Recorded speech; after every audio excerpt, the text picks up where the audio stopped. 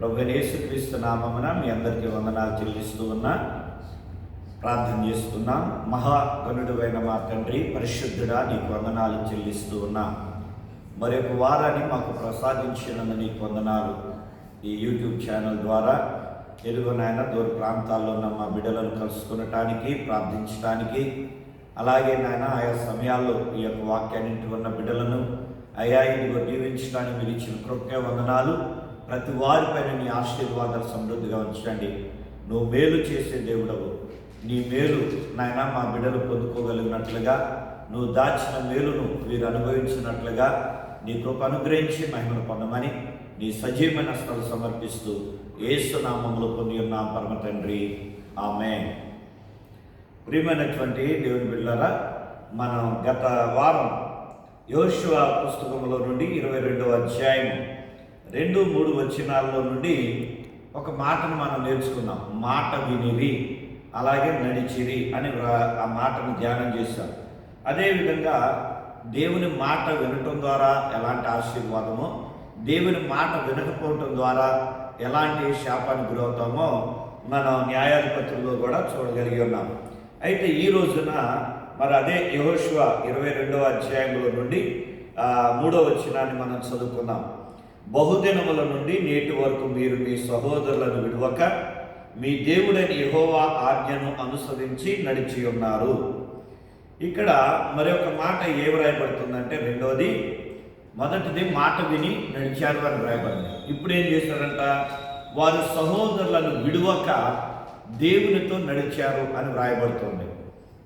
133వ కీర్తనలో చక్కని మాట జ్ఞాపకం చేసుకుంటాం కదా, సహోదరులు ఐక్యత కలిగి నివసించుట ఎంత మేలు, ఎంత మనోహరము అనే మాట మనం అనేక సార్లు విన్నాము, చదివాము, ధ్యానించాము. అయితే మరి ఇక్కడ దేవుని యొక్క వాక్యం ఏం రాయబడుతుంది? వీరు 12 గోత్రాలు, ఇశ్రాయేలు జనాంగము 12 గోత్రాలు.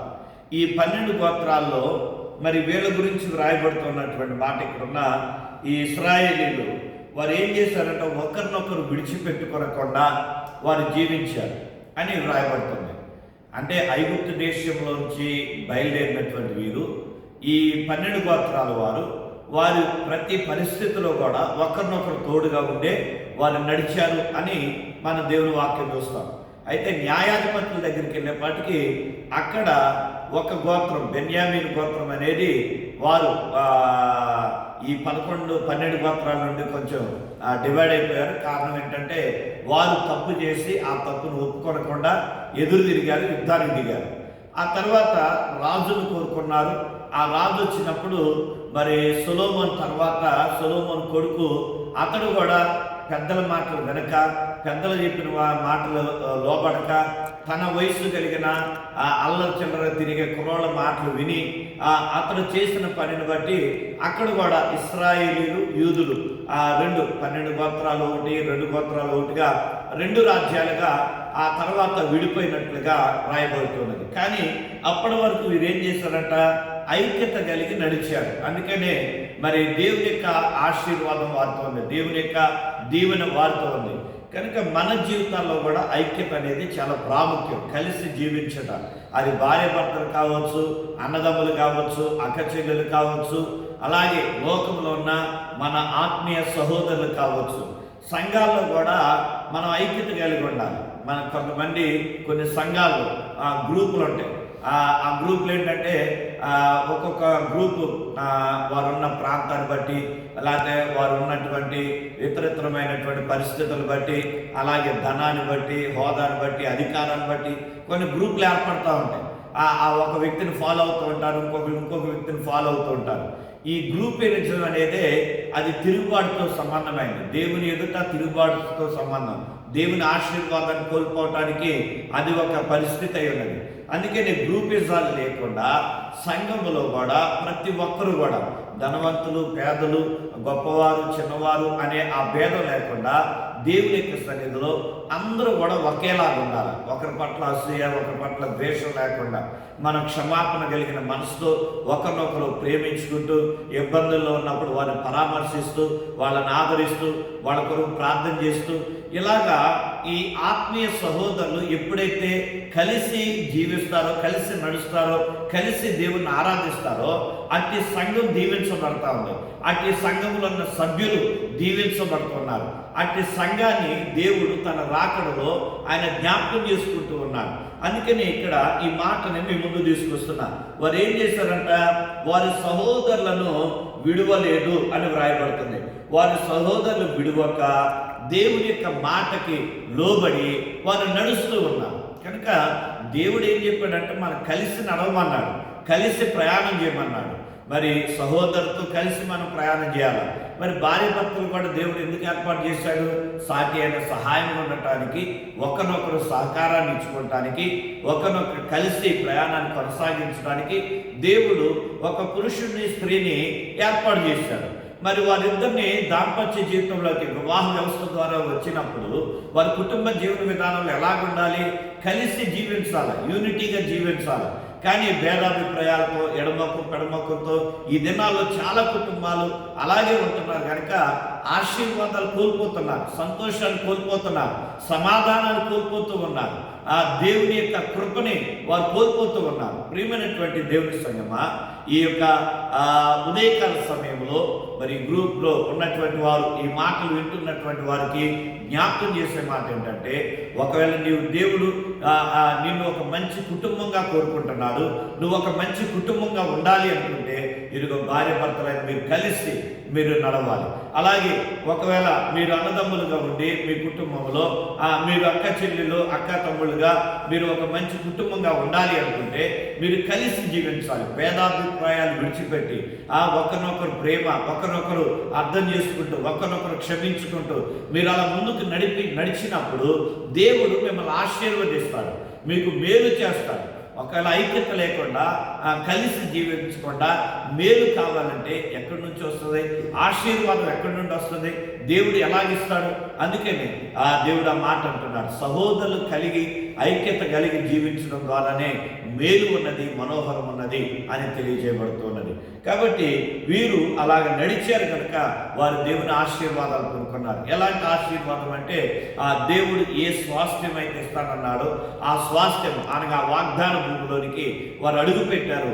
ఆ వాగ్దాన భూమిని వారు చక్కగా పంచుకున్నారు. యెహోషువ నాయకత్వంలో ఆ వాగ్దాన స్థలంలో ఎవరు ఏ గోత్రం ఎట్టుండాలి, ఏ గోత్రం ఎక్కడి వరకు ఉండాలి అనేది వారి సరిహద్దులతో సహా వారు కలిగి ఉన్నట్లుగా, వారు హ్యాపీగా ఉన్నట్లుగా మన దేవుని యొక్క వాక్యంలో ఇక్కడి వరకు మనం చూడగలుగుతూ ఉన్నాం. కనుక వారు కలిసి జీవించారు, ఒకరికొకరు విడిపోకుండా జీవించారు.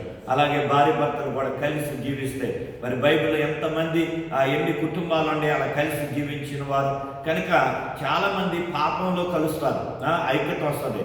ఇతరులను దూషించే విషయంలో, ఇతరుల మీద నెపాల విషయంలో, ఇతరులను దోచుకునే విషయంలో, ఇతరులను మోసగించే విషయంలో అక్కడ భార్య భర్తలైనా అన్నదమ్ములైనా ఎవరైనా కలిసి జీవించడానికి ఇష్టపడుతున్నారు. కానీ మంచి దగ్గరికి వచ్చేపాటికి కలవట్ల.